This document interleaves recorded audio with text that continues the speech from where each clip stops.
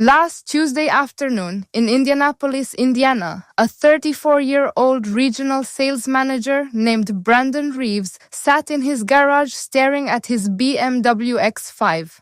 Brandon was not admiring it. He was trying to figure out how to get rid of it. 2 years ago, Brandon leased the X5. Sticker price $84,000. Lease payment $1,180 a month. 3-year lease. He'd been making the payments fine until 8 weeks ago, when his marriage ended and his cash flow got cut roughly in half. Now Brandon was trying to do the math on early lease termination. The number he kept landing on was $14,800 to walk away. He didn't have it. So Brandon called the only person he could think of who might know what to do, Henry, the retired truck mechanic from Detroit you've met in this series. Brandon's father had been Henry's friend for 30 years. Brandon had grown up calling him Uncle Henry. Henry picked up on the second ring. Brandon explained the situation. The lease, the divorce, the $14,800. Henry was quiet for about 8 seconds. Then he said one sentence that has stuck with Brandon for the past 2 weeks. He said, "Son, I've got $2.1 million and I drive a 16-year-old Ford F-150. You've got an $84,000 BMW and you're losing your apartment. We need to talk about why." That phone call lasted 47 minutes. By the end of it, Brandon understood something almost no American under 40 understands. I'm Trish, and I sit across from the people who actually built it. So the conversation Henry had with Brandon, the one that explains why every quietly wealthy person in this entire series drives a 10-year-old car, you're going to understand by the end of this video. Plus, the specific decision point in your own life where the wrong car choice quietly costs you somewhere between $400,000 and $1.4 million across your lifetime. The pattern is so consistent that it's almost a definitional test. If someone is leasing a new luxury vehicle every 3 years, they almost certainly are not building real wealth, regardless of their income. If someone is driving a paid-off 12-year-old Camry, they very likely are. Brandon, with his $84,000 BMW lease at age 34, is the inverse of the pattern. He's also living one bad month away from financial collapse on a 6-figure salary in his second year of a 3-year lease he can't escape from. The car choice Brandon made at 32 will cost him somewhere between $400,000 and $1.4 million across the rest of his life. He didn't know that when he signed the lease. He's starting to know it now. Today, I'm walking you through Henry's exact 47-minute conversation with Brandon, why the math is so brutal, why almost every American gets it wrong, and the specific car decision framework, used by every wealthy person in this series, that you can start using on your next vehicle decision. The American car market is structured to extract maximum lifetime value from buyers. Every part of the experience, the dealership floor, the financing terms, the lease structures, the marketing, the cultural pressure, is designed to keep you in a perpetual state of car payments. The average American adult will spend somewhere between $750,000 and $1.4 million on cars across their lifetime if they follow the standard pattern of buying or leasing a new vehicle every 4 to 6 years. That's more than most Americans will ever have in retirement savings, spent on transportation that loses value the entire time they own it. The wealthy figured this out a long time ago. They opted out, not by going without cars, but by buying one car, in cash or with a short loan, and keeping it for 10 to 15 years until it physically wears out. The math difference between the two approaches, compounded across a working lifetime, is roughly the difference between retiring comfortable and retiring on Social Security alone. Henry walked Brandon through the math in under an hour. Here's what he said. Henry didn't lecture Brandon. He asked questions and showed numbers. The whole call was about Henry getting Brandon to see the math himself. Henry started with a question. He said, "Brandon, how much did your dad pay for his first house?" Brandon thought about it. He said, "I think 1985, around $58,000. Henry said, "Your BMW lease, end-to-end across 3 years, costs you about $42,500. You're spending almost as much driving that car for 36 months as your dad spent on the house he raised you in." Brandon was quiet. Henry kept going. He said, "But that's not the worst part. Walk me through what happens at the end of the lease." Brandon explained. At the end of 3 years, he turns the BMW back in. He has nothing, no car, no equity, no asset. He starts over with another car payment on whatever comes next. Henry said, "Right, so you spent $42,500 across 3 years, and at the end, you own nothing. You're back at the dealership. You sign another lease. Same monthly payment, probably higher because cars keep going up. You're 37 years old, and you've never owned a car. You'll be 67, and you'll have spent somewhere around $500,000 on car leases, and you'll still owe a payment." Brandon said, "Okay, but everyone does this." Henry said, "Everyone is broke. That's the connection." The F-150 numbers, Henry's actual car history. Henry walked Brandon through his own car history, not theory. Actual numbers across 35 years of driving. Henry has owned exactly 3 vehicles since 1990. A 1990 Ford F-150 he bought new for $14,200, drove for 14 years. A 2004 Ford F-150 he bought used in 2003 for $18,500, drove for 12 years. The current 2010 F-150 he bought used in 2014 for $14,000, has driven for 12 years and counting. Total spent on cars across 35 years, about $46,700. Average annual car cost across 35 years, about $1,330. That's all in, including the purchase price spread across the years he owned each truck. Not counting fuel, insurance, repairs. For comparison, the average American driver across the same 35 years would have spent somewhere between $400,000 and $700,000 just on car payments and depreciation, not counting fuel, insurance, or anything else. Henry's car cost about $1,330 a year. Average American, about $14,000 a year. The difference every year is about $12,670 of cash flow that Henry kept and most people didn't. Henry took that $12,670 a year, every year, and put it into his retirement accounts and his house. Across 35 years with compound returns, that single decision, buy used trucks, keep them forever, accounts for approximately $1.3 million of his current $2.1 million net worth. 2/3 of Henry's wealth is the car decision, not income, not investing strategy, not the stock market, the car. Brandon was quiet for a long moment. Then he said, "How does nobody know this?" Henry said, "The car companies, the banks, and the dealerships spend billions of dollars a year making sure nobody knows this. It's the single most profitable industry in America. They are not going to tell you the truth about it. The opportunity cost that matters most." Henry kept going. The first part of the math, Henry's saved cash flow, is brutal enough. The second part is worse. Henry asked Brandon, "Your $1,180 a month BMW payment. If you took that exact same amount and invested it in a basic index fund every month for the next 30 years, instead of paying it to a car company, what does that turn into?"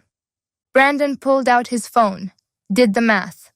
At 7% average compound growth, $1,180 a month for 30 years becomes approximately $1.4 million. Brandon stared at the number. Henry said, "That's not theoretical. That's the math. Every month you make that payment instead of investing the same dollars, you are choosing the BMW over $1.4 million of wealth at age 64. Every payment, every month." Brandon said, "But I have to drive something." Henry said, "Yes, you drive a $14,000 used Camry or used Honda CR-V with 60,000 miles on it. You pay it off in 4 years at $300 a month. Then for the next 26 years, it's free. The difference between that and the BMW lease, about $880 a month, goes into the index fund. Brandon did the math again. At $880 a month for 30 years at 7%, about $1.05 million. Henry said, "So the choice isn't between a BMW and a Camry. The choice is between a BMW and $1.05 million of additional wealth at retirement. The car you drive every day either makes you a millionaire or it doesn't." That sentence is what changed Brandon's perspective. Not the lecture, not the moralizing, the math, said cleanly by his dad's old friend who actually has the money. Why every wealthy person in this series drives old. Now you understand Walter's 14-year-old Buick. Not stinginess, not nostalgia, math. Walter bought the Buick used in 2017 for $11,000 cash. He's been driving it for 9 years. It currently has about 124,000 miles. He has spent approximately $4,200 on maintenance across 9 years. Total cost of ownership for those 9 years, about $15,200 not counting fuel and insurance. Average annual car cost for the typical American household, about $11,500 a year. Difference, about $9,100 a year, per household, every year. Across a 30-year working career at 7% compound growth, that $9,100 difference accounts for approximately $920,000 of additional wealth that the wealthy quietly accumulate while everyone else is making car payments. This is the pattern, not a coincidence, not a quirk. The mathematical consequence of car decisions made early and held for the long term. What Brandon did next. Henry told Brandon to do 3 specific things. 1. Call the BMW lease company on Monday morning. Don't pretend the situation is fine. Tell them the truth. Divorce, can't make the payments, need to discuss early termination options. Sometimes lessors will work with hardship cases on reduced settlement amounts. Worst case, bankruptcy of the lease costs his credit some points but does not cost him the $14,800. 2. Once the lease is resolved, buy a used Honda or Toyota for $9,000 to $14,000 cash. Use the savings he had. Drive that car for the next 8 to 12 years. Period. 3. Set up an automatic transfer of $880 a month, the difference between the BMW payment and what a used Honda would cost him monthly, into an index fund. Forever. Don't touch it. Brandon did step 1 on Monday. The BMW lease company offered him a settlement of about $6,800 to walk away. He accepted. He'll pay it across 12 months interest-free.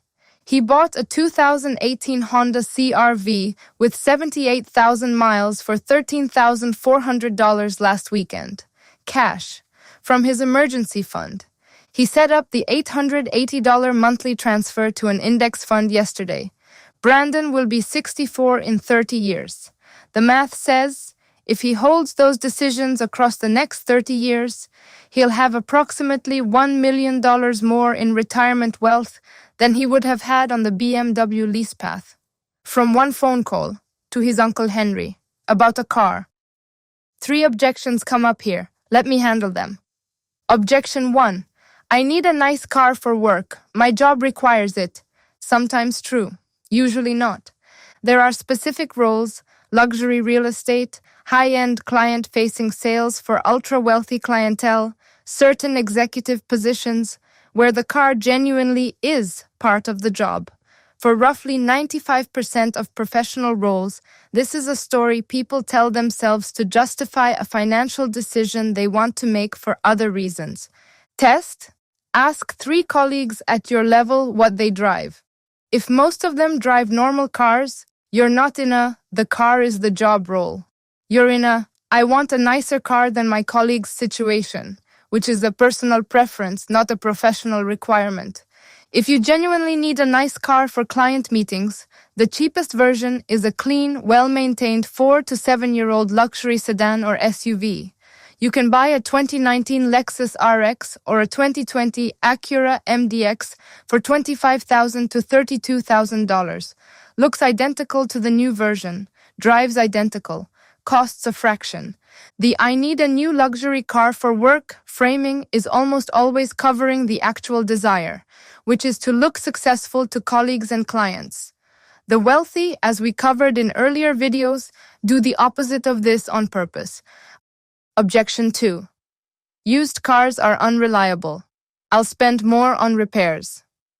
Largely false for the right cars. Toyota Camry, Honda Accord, Honda CR-V, Toyota RAV4, Toyota Highlander, Honda Pilot, Toyota Tacoma, Honda Civic. All of these models routinely run 200,000 to 300,000 miles with basic maintenance. The maintenance costs across that lifespan are far less than the depreciation on a new car would have been. Henry's truck has 248,000 miles. The trick? Buy specific models known for longevity. Stay away from European luxury, BMW, Audi, Mercedes, heavily turbocharged engines, and any model with a reputation for transmission problems.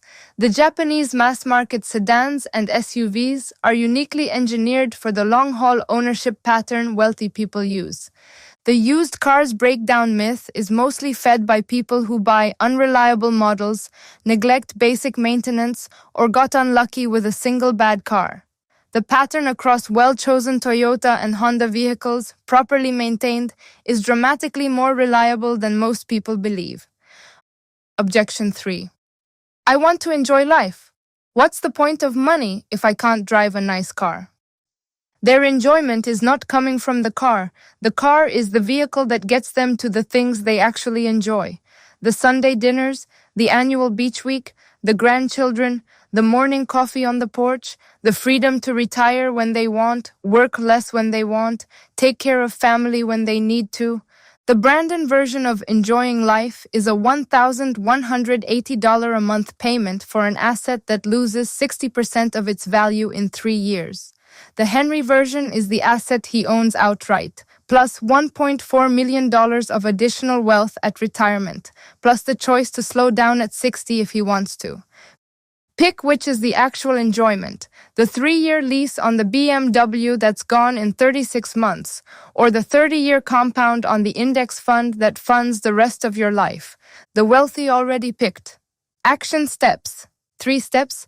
None of them require you to be wealthy yet. Step 1. Tonight. The car cost audit. Pull your last 3 months of bank statements. Add up everything car-related: payment, insurance, gas, maintenance, parking, tolls. Multiply by 4 for an annual total. That's your real annual car cost. Compare it to your annual savings rate. If your car costs more than you save annually, you have your top financial leak identified. Most Americans spend 15 to 25% of their take-home on transportation. The wealthy spend 5 to 8%. The gap is your wealth-building opportunity. 15 minutes tonight. Step 2. Before your next car decision, the 5-year math. Whenever your current car situation changes, lease ending, current car wearing out, financial pressure forcing a decision, run the 5-year math before walking into a dealership.